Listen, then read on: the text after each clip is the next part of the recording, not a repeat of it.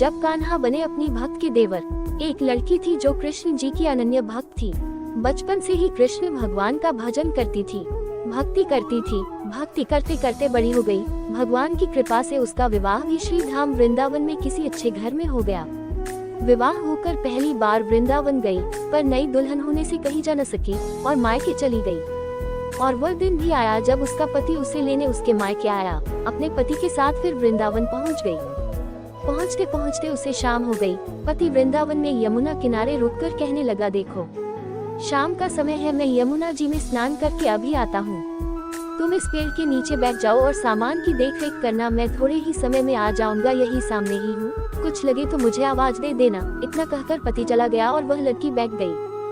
अब एक हाथ लंबा घूंघट निकाल रखा है, क्योंकि गांव है, ससुराल है, और वहीं बैठ गई। मन ही मन विचार करने लगी कि देखो ठाकुर जी की कितनी कृपा है, उन्हें मैंने बचपन से भजा और उनकी कृपा से मेरा विवाह भी श्री धाम वृंदावन में हो गया। मैं इतने वर्षों से ठाकुर जी को मानती हूँ, परंतु अब तक उनसे कोई रिश्ता नहीं जोड़ा।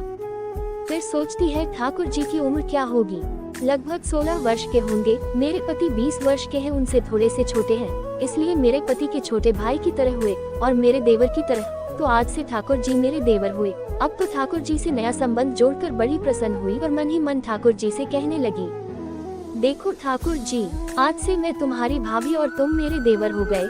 अब वो समय आएगा जब तुम मुझे भाभी भाभी कहकर पुकारोगे। इतना सोच ही रही थी, तभी एक 10-15 वर्ष का बालक आया और उस लड़की से बोला, भाभी भाभी। लड़की अचानक अपने भाव से बाहर आए और सोचने लगी, वृंदावन में तो मैं नहीं हूँ, ये भाभी कहकर कौन बुला रहा है। नई थी इसलिए घूंघट उठकर नहीं देखा कि गांव के किसी बड़े बूढ़े ने देख लिया तो बड़ी बदनामी होगी। अब वह बालक बार बार कहता, पर वह उत्तर न देती। बालक पास आया और बोला, भाभी तनिक अपना चेहरा तो दिखाया दे। अब वह सोचने लगी, अरे ये बालक तो बड़ी जिद कर रहा है, इसलिए कस के घूंघट पकड़कर बैठ गई कि कहीं घूंघट उठकर देखन ले। लेकिन उस बालक ने जबरदस्ती घूंघट उठकर चेहरा देखा और भाग गया। थोड़ी देर में उसका पति आ गया। उसने सारी बात अपने पति से कही। पति ने कहा, तुमने मुझे आवाज क्यों नहीं दी। लड़की बोली, वह तो इतने में भाग ही गया था। पति बोला, चिंता मत करो, वृंदावन बहुत बड़ा थोड़े ही है। कभी किसी गली में खेलता मिल गया तो हड्डी पसली एक कर दूंगा, फिर कभी ऐसा नहीं कर सकेगा। तुम्हें जहाँ भी दिखे मुझे जरूर बताना।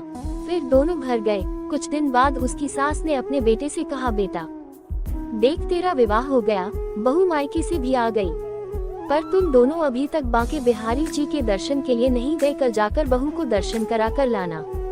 अब अगले दिन दोनों पति पत्नी ठाकुर जी के दर्शन के लिए मंदिर जाते हैं। मंदिर में बहुत भीड़ थी। लड़का कहने लगा, देखो तुम स्त्रियों के साथ आगे जाकर दर्शन करो, मैं भी आता हूँ। अब वह आगे गई पर घूंघट नहीं उठाती। उसे डर लगता कोई बड़ा बूढ़ा देखेगा तो कहेगा, नहीं बहू घूंघट के बिना घूम रही है। बहुत देर हो गई। पीछे से पति ने आकर कहा, अरे बाबली, बिहारी जी सामने हैं, घूंघट काहे नहीं खोले। घूंघट नहीं खोलेगी तो दर्शन कैसे करेगी। अब उसने अपना घूंघट उठाया और जो बांके बिहारी जी की ओर देखा तो बांके बिहारी जी की जगह वही बालक मुस्कुराता हुआ दिखा। तो एकदम से चिल्लाने लगी, सुनिए, जल्दी आओ जल्दी आओ। पति पीछे से भागा भागा आया। बोला, क्या हुआ।